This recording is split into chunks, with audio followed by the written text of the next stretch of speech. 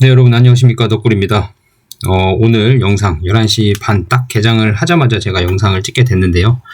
10% 갭상승을 하고 있지만 장 마감시까지 봐야죠. 지금 현재 10% 갭을 뜬 게 과거의 지난 조정에 의한 갭인지 아니면 이런 데이터 발표에 의한 갭인지까지는 제가 확인하기가 조금 어렵고요. 일단 장 끝날 때까지 봐야 될 것 같아요. 이게 또 흘러내릴 수도 있는 상황이기 때문에 그렇게 크게 흘러내릴 일은 많지는 않지만 그래도 그 거래량이 많지 않은 급등이라서 조금 지켜봐야 될 것 같고요. 그에 반해 로이반트는 다른 파이프라인 회사들의 임상의 진전, 임상 이상이 통과를 성공적으로 유효성이 검증이 된 것 같아요. 그래서 임상 이상에 대한 진전이 있어서 많은 상승을 보여주고 있고 거래량도 조금 동반이 되어가고 있습니다. 그에 반해 이뮤노반트는 오늘 발표한 게 그렇게 크진 않았어요. 제가 컨퍼런스 콜을 다 들어봤는데 전반적인 분위기만 간단히 좀 말씀을 드릴게요. 일단 가장 궁금해하시는 바토클리맙 테드 같은 경우는 그렇게 크게 의미를 두고 있지 않았습니다. 역시나 바토클리맙 테드를 상업화하려는 의지는 다분히 보이지 않았고요. 아무래도 반환의 절차를 받든지 아니면 한올 측과 계속 논의 중이다라는 수준의 정도만 답변이 나왔고 그렇게 크게 질문이 한 두어 번 정도 Q&A 섹션을 통해서 나왔는데 그렇게 크게 언급을 자세히 한다거나 그런 건 없습니다. 일단 중요한 건 그레이브스병과 바토클리맙 테드, 그러니까 이뮤노반트 IMV-140이 아이메로프로바트와 아이메로프로바트로 그레이브스병 임상을 하고 있죠. 그리고 바토클리맙으로 테드 임상을 진행을 했는데 그 둘 사이의 상관관계가 그렇게 많지도 않다. 그렇다고 없는 건 아니죠. 둘 다 갑상선 질환이기 때문에 한 가지 의미 있는 점은 바토클리맙 테드도 어느 정도 유효성이 있을 거라고 본다라는 답변이 좀 있었고 그거는 이때 예상이니까 그렇게 크게 의미를 부여할 내용은 아닌 것 같고요.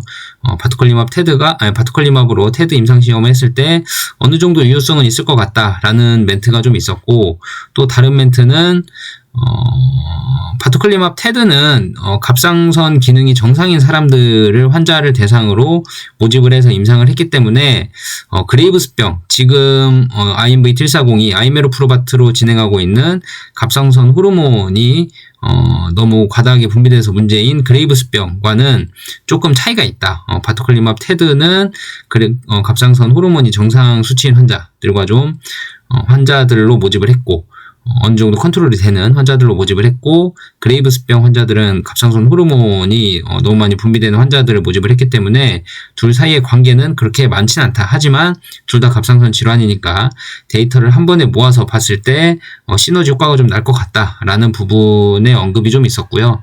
바토클리맙 테드 부분은 그렇고 이번 컨퍼런스 콜은 사실 이뮤노반트가 주인공이 아니라 다른 질환에 대한 주인공의 그런 발표들이 있어서 임상 이상 패스를 한 거에 대한 발표들이 있어서 이뮤노반트가 그렇게 주인공은 아니었습니다. 근데 이제 가장 좀 주목해야 될 부분은 역시나 아이메로프로바트죠.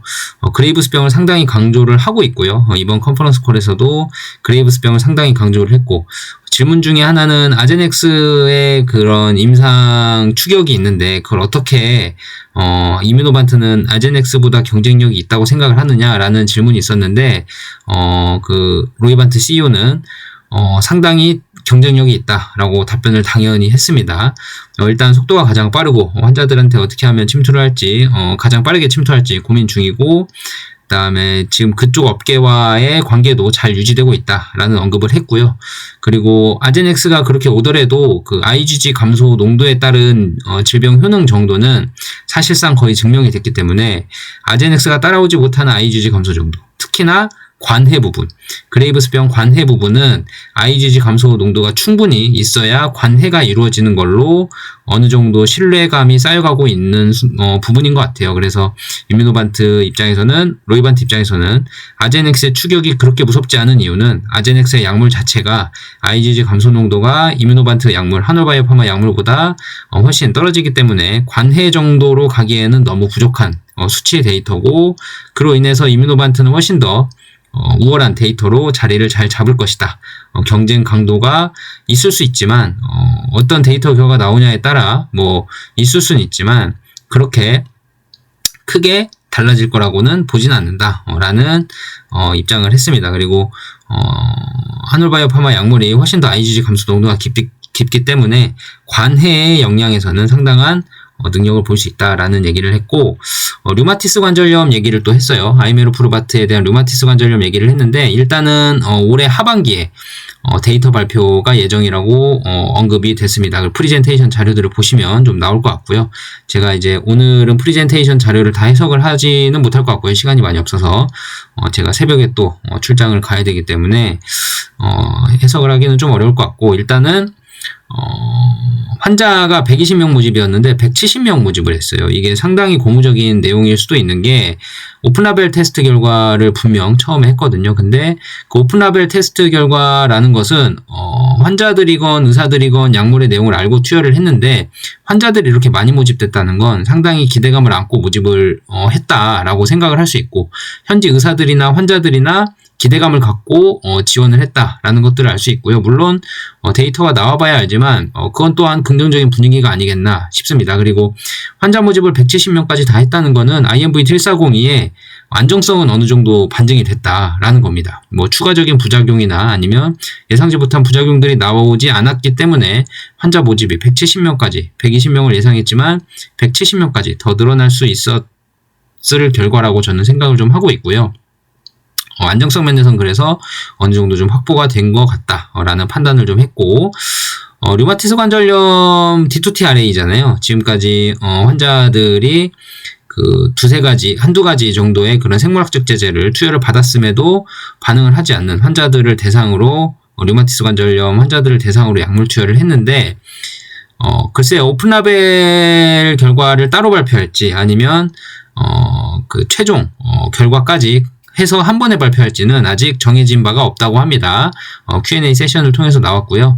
정해진 바가 없고, 그렇지만 올해 두 개 다 발표를 하려고 예상을 하기 때문에 둘 다 발표가 아마 한 번에 다 나오지 않을까 싶어요. 그래서 올해 뭐 상반기쯤에 오픈라벨 결과가 따로 나오지 않을까라고 예상했던 부분이 아마 좀 하반기에 같이 데이터가 공개되지 않을까라는 생각을 좀 하고, 로이반트에서 또 어떤 얘기를 했냐면, 그 D2T-RA라는 질환 자체가 일단은 불응성 환자들이기 때문에 상당히 치료 효과에 대한 기준이 좀 낮다. 그러니까 어느 정도의 효과만 조금 나타나더라도 유효성이 충족되는 느낌으로, 그러니까 지금까지 약물이 없었던 환자가 효과가 있는 약물을 처음 만나는 순간이기 때문에 기준이 너무 높지는 않을 거다, 좀 낮을 거다라는 얘기를 좀 했었고요. 그래서 그게 이제 FDA 당국과 좀 얘기를 해봐야겠지만, 데이터 발표 시점에 어떤 데이터가 모일지는 모르겠다. 이게 무작위 데이터도 같이 발표를 하기 때문에 오픈라벨 데이터는 충분히 중간중간 데이터를 얻을 수 있지만,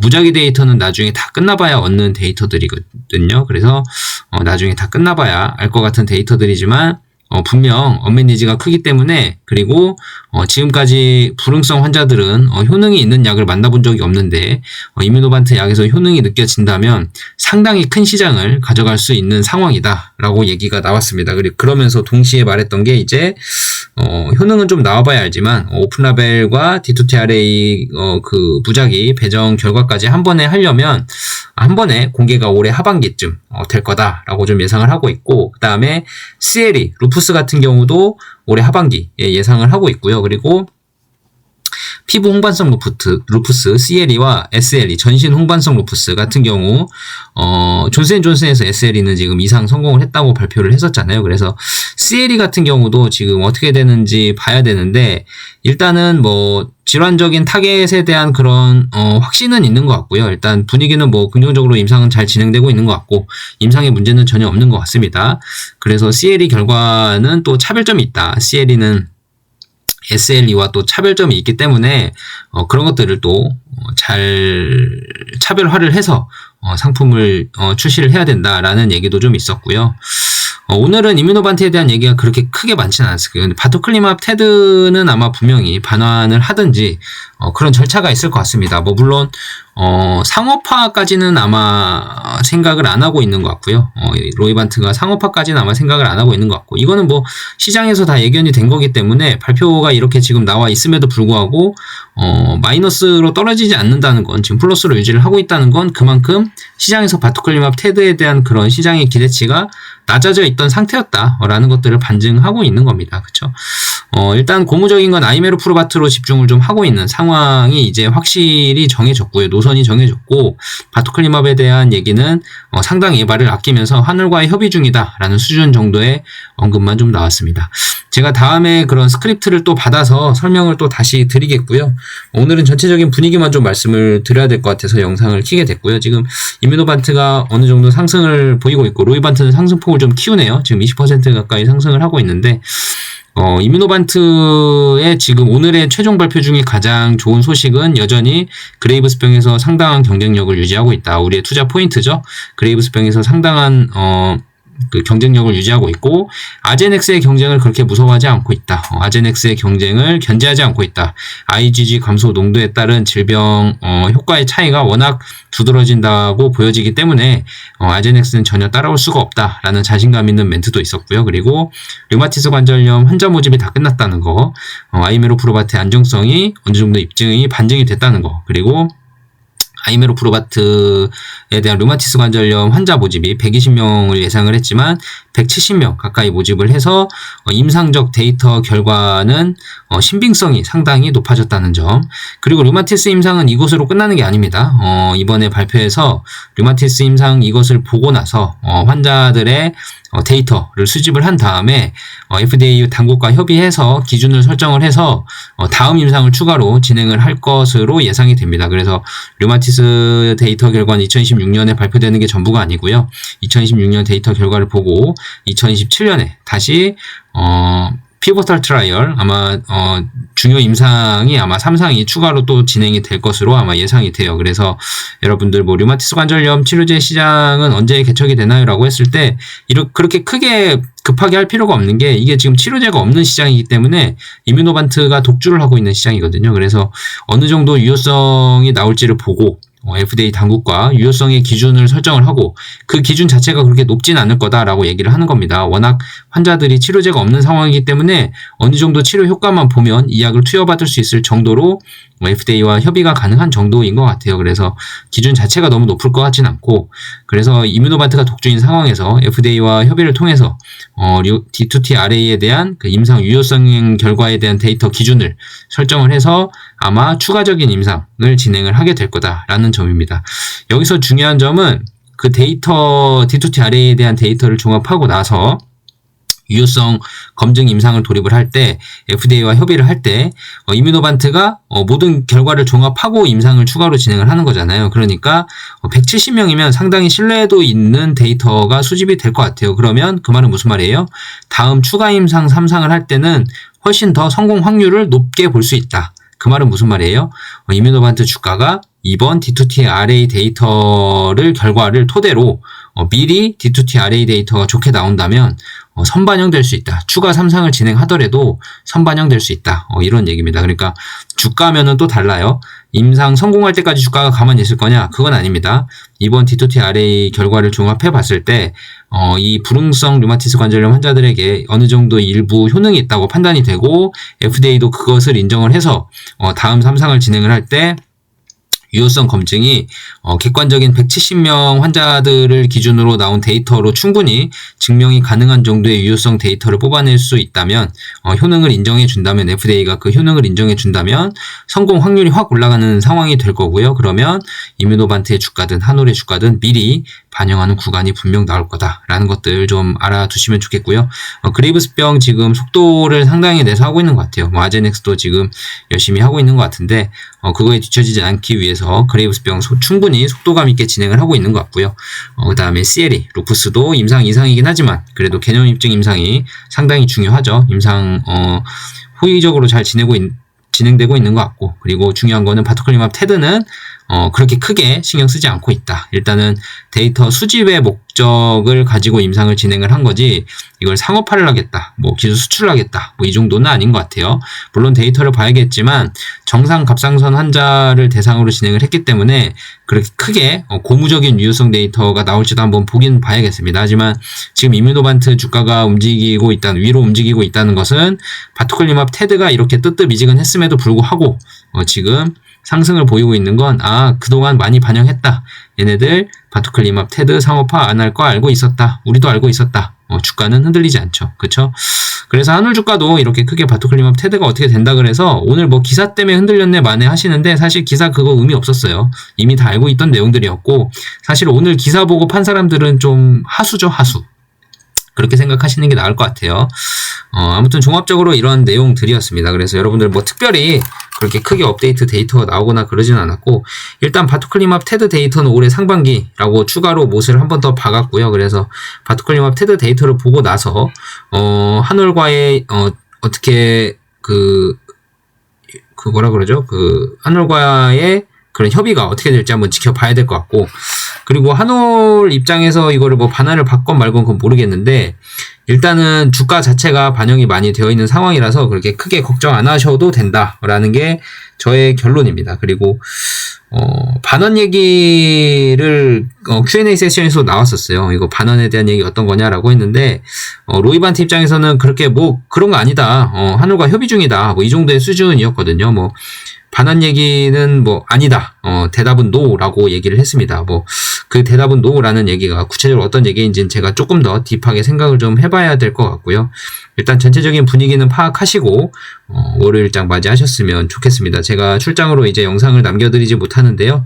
뭐 다행히 이뮤노반트 주가가 그래도 많이 오르진 않지만 7% 가까이 지금 제 현재 기준으로 오르고 있는데 많이까지는 오르지는 않지만 그래도 긍정적으로 반응을 해주고 있어서 D2T RA에 대한 그 임상 환자 모집에 대한 확대 그리고 속도감 있는 임상 그리고 그런 D2T RA에 대한 기준이 낮아질 거라는 점 그럼 유효성 확보가 조금 더 쉬워지겠죠. 수월해지겠죠. 환자 편의적으로 해야 되니까요. 그런 점과 그레이브스병의 속도감 즉 아이메로프루바트에 집중된 이뮤노반트의 시각을 다시 한번 확인할 수 있었고 그리고 시장은 바토클리맙을 생각하지 않는다라는 점을 한 번 더 확인할 수 있었고요.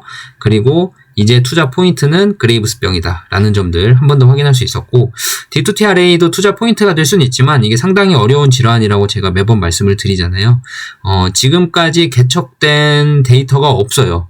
이뮤노반트가 지금 D2TRA에 대한 환자들에 대한 데이터를 쌓아나가고 있는데 이 데이터들을 과거에 어떤 임상을 통해서 진행한 데이터들이 없어요. 지금 이뮤노반트가 최초로 시도하고 있는 거기 때문에 문턱 자체가 너무 높고 그 문턱을 넘는데 기준이 조금 낮아진다면 그럼 유효성 확보에 조금 더 도움이 될 수 있고 유효성 확보만 된다면 시장 가치는 상당히 커질 수 있다. 왜냐하면 어려운 환자들이기 때문에 지금까지 치료제가 없던 환자들이 일부라도 치료 효과를 보이고 있는 상황이기 때문에 FDA가 승인을 만약에 해준다면 그 시장성은 상당히 클 거다라는 점들 한 번 더 생각해 볼 수 있었습니다. 오늘 영상은 이것으로 마치겠고요. 그 전에 전 영상에서 주주큐8K님 슈퍼땡스 보내주셨는데 너무너무 감사드리고요. 한동안 조용했는데 슈퍼땡스가 조용했는데 덕분에 많은 힘이 되었습니다. 주주큐8K님 다시 한번 너무너무 감사드립니다. 여러분들 월요일장 화요일장 좋은 소식 더 있을지 모르겠지만 아무튼 한올바이오파마 오늘 좀 많이 빠졌는데 반등 있기를 바라면서 그리고 여러분들 남은 시간 주말 잘 보내시고 행복한 주말 보내시고 월요일장 또 열리면 좋은 한올바이오파마의 기운이 있길 바라면서 영상 이것으로 마치겠고 제가 화요일에 오면 좀 시간이 없을 것 같고요. 수요일 저녁에 아마 영상을 올려드려야 될 것 같아요. 그래서 수요일 저녁에 다시 한번 인사드리도록 하겠습니다. 여러분들 너무너무 감사드리고요. 제가 없는 동안 한 주 잘 보내시길 바라겠습니다. 다음 수요일에 뵙겠습니다. 감사합니다.